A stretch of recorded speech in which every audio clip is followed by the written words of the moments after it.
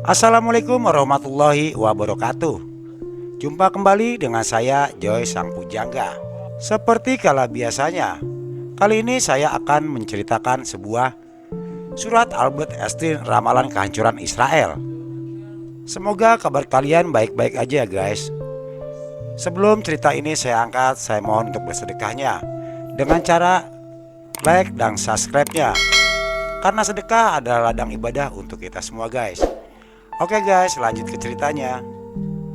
Fisikawan ternama dunia Albert Einstein rupanya sempat mengkritik pendirian Israel di tanah Palestina pada Mei 1948. Sebulan sebelum Israel berdiri oleh David Ben-Gurion, tepat pada 10 April 1948. Einstein sudah lebih dulu bersikap kritis soal pendirian negara Yahudi itu.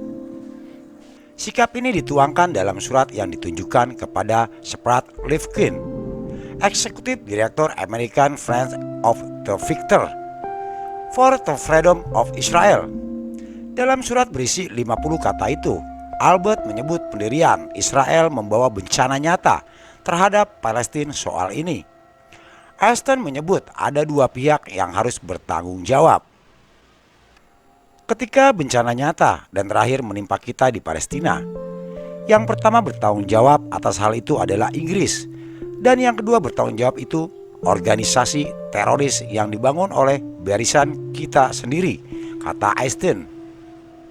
Atas dasar inilah Einstein menyebut dia tidak ingin terkait dengan orang-orang yang menyesatkan dan kriminal terkait pendirian Israel. Sayangnya, pandangannya dan sikap pria kelahiran 14 Maret 1879 itu menjadi angin lalu. Toh, kita semua sekarang mengetahui Israel tetap berdiri sebagai negara berdaulat pada 14 Mei 1948. Meski begitu, fakta ini tak mengundurkan pandangan kritis Einstein soal pendirian Israel. 7 bulan berselang, Einstein bersama 29 tokoh ternama Amerika Serikat lainnya menulis surat terbuka kepada The New York Times. Surat itu lantas diterbitkan New York Times pada 4 Desember 1948 berjudul Neo-Palestine Party Visit of Manuscript Begin and End of Political Movement Discussion. Poin penting dari surat itu adalah kritik atas pendirian Partai Harerut di Israel dan kunjungan PM Israel mencaham bagian ke AS. Menurut mereka, partai tersebut mirip dengan partai Nazi. Bahkan secara spesifik menyebutkan sebagai partai teroris. Partai Kebebasan di Negara Israel yang baru dibentuk, sebuah partai politik organisasi, metode filosofi politiknya dan daya tarik sosialnya sangat mirip dengan Nazi dan partai fasis, tulis surat itu. Lalu, soal kunjungan Begin ke AS, mereka menentangnya karena ini memberi kesan dukungan Amerika Serikat terhadap partai tersebut yang bakal mempererat hubungan Amerika Serikat Israel. Jika semakin erat, maka praktis eksistensi Palestina jelas bakal terganggu. Atas dasar inilah, kata Einstein DKK, sudah sebenarnya semua orang tidak mendukung langkah partai ini.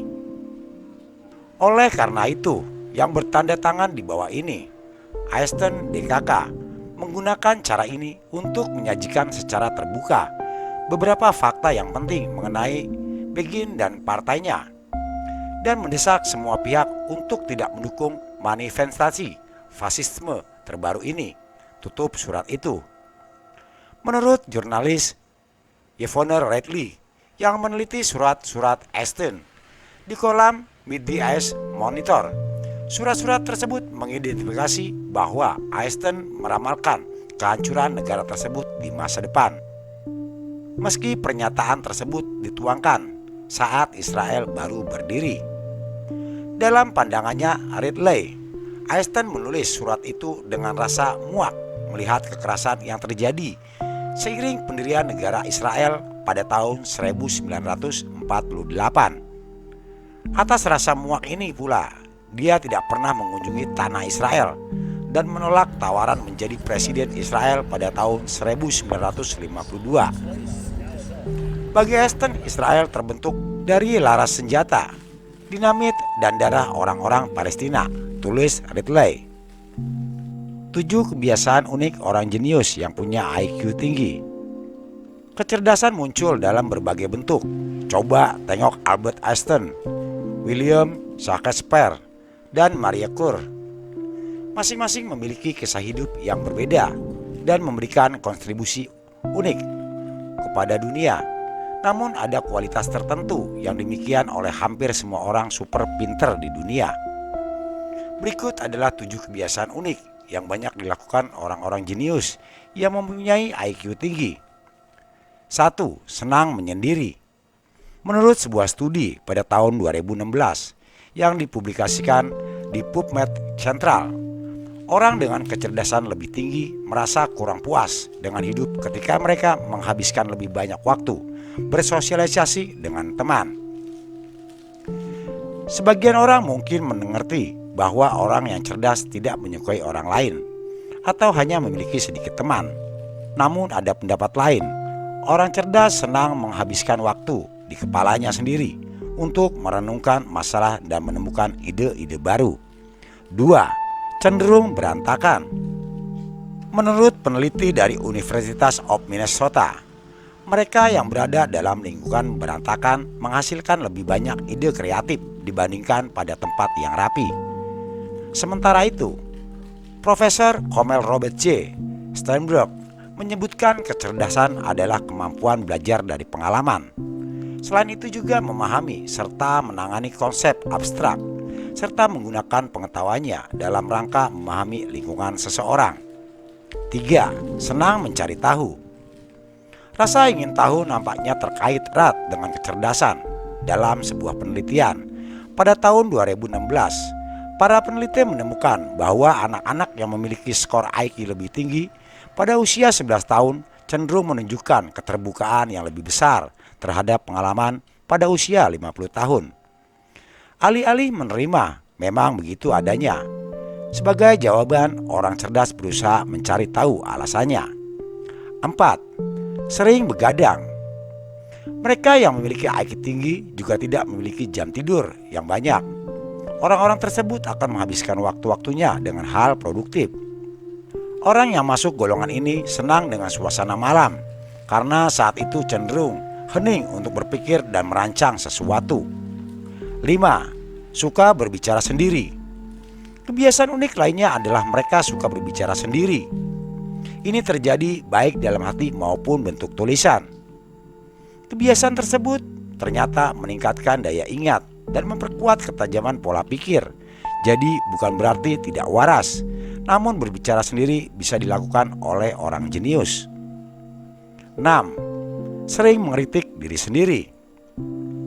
Berdasarkan studi tahun 1996 dari Cornell University, orang yang tidak kompeten dan tidak mengenali ketidakmampuan diri sendiri ini membuat penelitian diri mereka menjadi meningkat. Fakta ini berbeda dengan pemikiran banyak orang yang menyebutkan orang cerdas memiliki kepercayaan diri tinggi. Namun ternyata studi itu menyebutkan orang yang kompeten cenderung meragukan kemampuan mereka dan karenanya sering mengkritik diri. 7. Sering merasa khawatir. Penelitian pada tahun 2015 berjudul Intelligence and Emotional Disorder Is the Warning at Ruminating Mood with Amor Intelligent Mood menemukan hubungan antara kecerdasan verbal dan kecenderungan untuk khawatir atau merenung. Sebuah studi kecil tahun 2011 juga menghubungkan kecemasan dengan kecerdasan. Penuh penelitian penjelasan bahwa orang dengan IQ tinggi mungkin memiliki banyak kekhawatiran. Temuan ini mungkin tampak agak kontradiktif. Namun orang yang sangat cerdas mungkin menghabiskan lebih sering khawatir karena mereka memiliki pengetahuan luas tentang potensi ancaman dan ingin bersiap menghadapi setiap kemungkinan. Kekhawatiran ini mungkin melibatkan brainstorming rencana untuk menangani situasi atau memikirkan cara untuk menghindari masalah. Itu adalah sebuah cerita Albert Einstein ramal kehancuran Israel. Nantikan cerita-cerita selanjutnya tentang yang berbau Israel dan Palestina. Saya Joy Sampujangga. Assalamualaikum warahmatullahi wabarakatuh.